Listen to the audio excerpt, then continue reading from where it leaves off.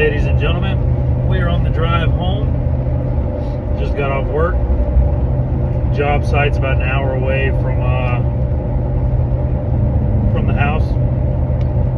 It's a little bit bumpy, so you'll see the phone shaking a little bit, but that's okay. This video is going to be about the do's and the don'ts once you get hired. There's a lot of things that you don't need to do out here, or you'll get fired. You'll lose your job.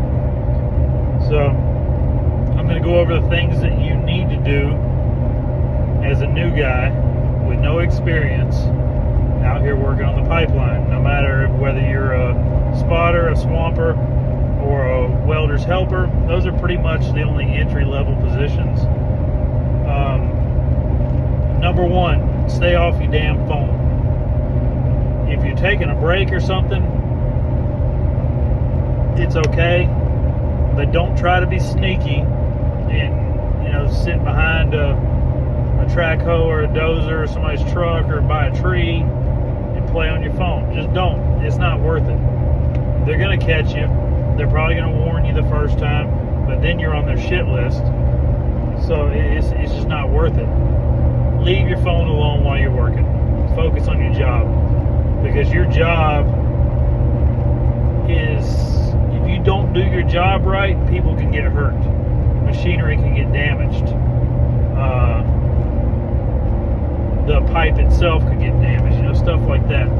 You're out there for a reason. So, number one, don't be on your phone. Number two, be careful about social media. A lot of these big companies, they watch social media. If you take pictures on the job, luckily the job I have currently, it's okay for me to take a few pictures and post them, or a video here and there, with the company I work for. A lot of these other big companies, it's a no-no all around. I've been warned about it before.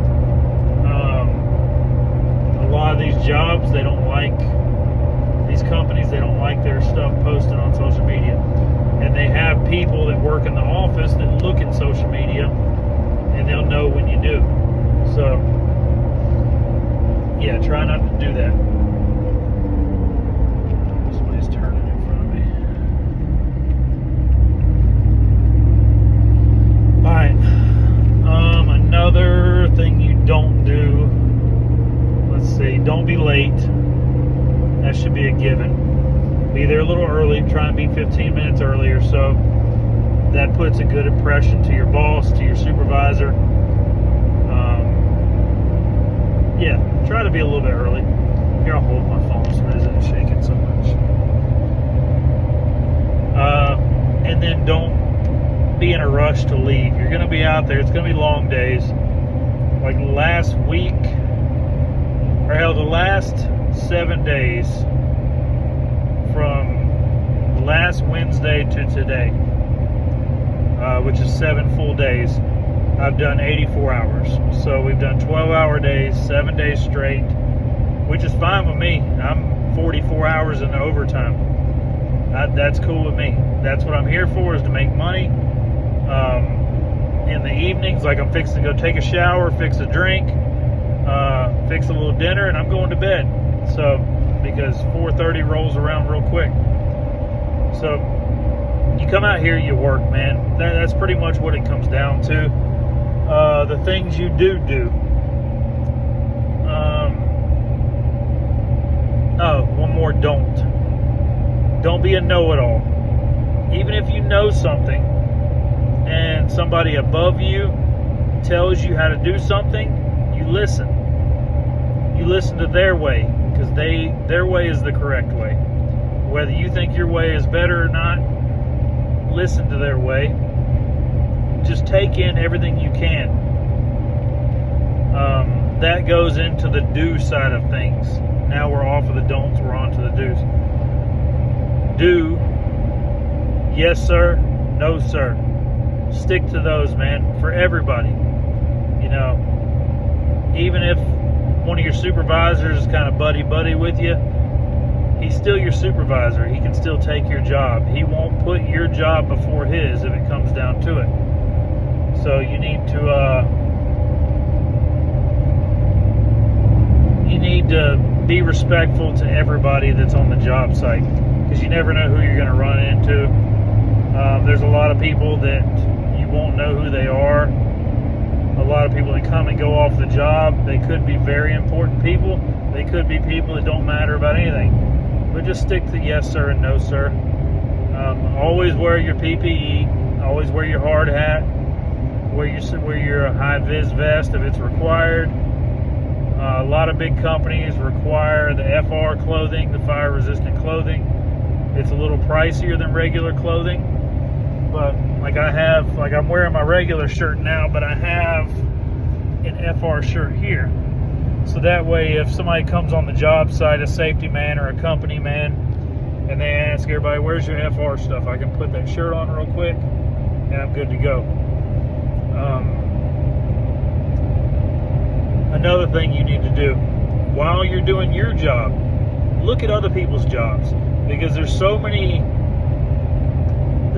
potential for other lines of work besides what you're doing on the pipeline that pay way more money than you'll be making. You can venture off on different things eventually. You can be an operator, you can be a welder, you can be a foreman, you can be a supervisor, you can be a safety man, you can be environmental, you can be the welding inspector, you can be, there's several others, they're not popping in my head right now, but there's several high-paying jobs out there. Watch everybody. Don't get in their way, and don't let it take away from what you're doing. But watch. You might pick up on something, you might be like, that's what I want to do, and you need to figure out how to pursue that job. You can move up fairly quick out here on the pipeline. It's all about your work ethic, how hard you work, how good you listen,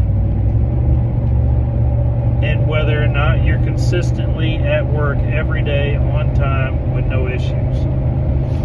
You start having, hey, I got a doctor's appointment, hey, I don't feel good today, hey, my foot hurts, my truck don't work, shit like that. They don't want to hear that, man. The problems happen. It happens.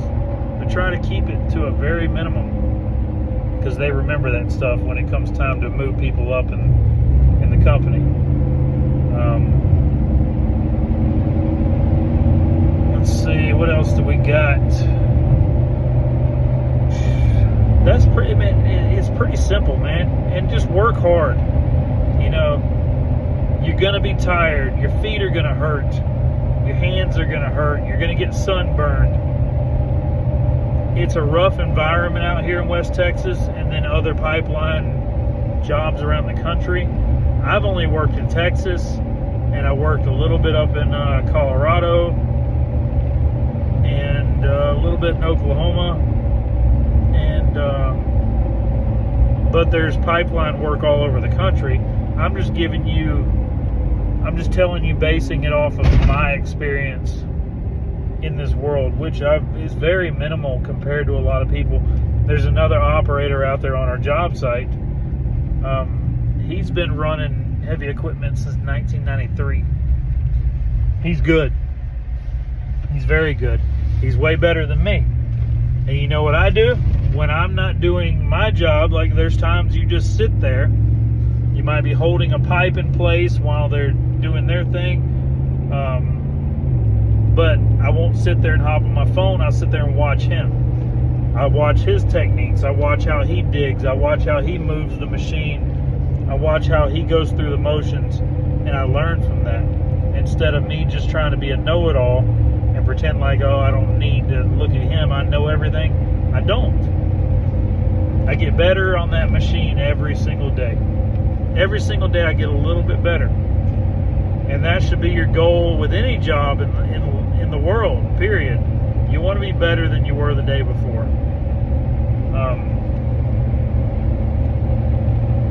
So yeah, just go out there and work hard, man.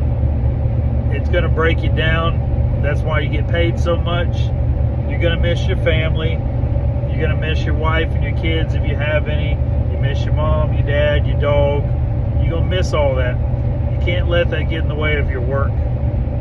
Save that for nighttime when you're at your hotel or camper or man camp or house, whatever. Save that when you're drinking away your sorrows, because I do it every night.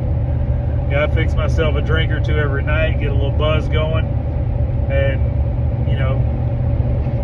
go to sleep.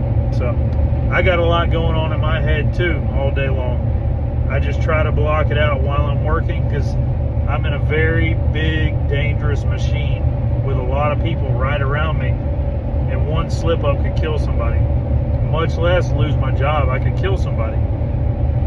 A lot of the times I have that bucket sitting there right over the top of people's heads while they're working underneath me. One bump of that control with my knee or with my elbow or anything, and that's that kills them. That's a dead person. So when you're at work, pay attention to work. When you get home, deal with your personal shit then. Everybody out here has personal shit going on, man. They don't want to hear it. They don't want to hear you crying about it. We all got personal shit going on. Some worse than others. Some better than others. But just deal with it. Be a man or a woman if you're out here as a woman. Because there are women that work out here as well. But yeah, that's about it. And my next video, I'm going to do the entry-level jobs that I know of. I'm sure there's others, but the two that I know of that lead you up to higher paying jobs is going to be a spotter or a swamper, same thing, or a welder's helper.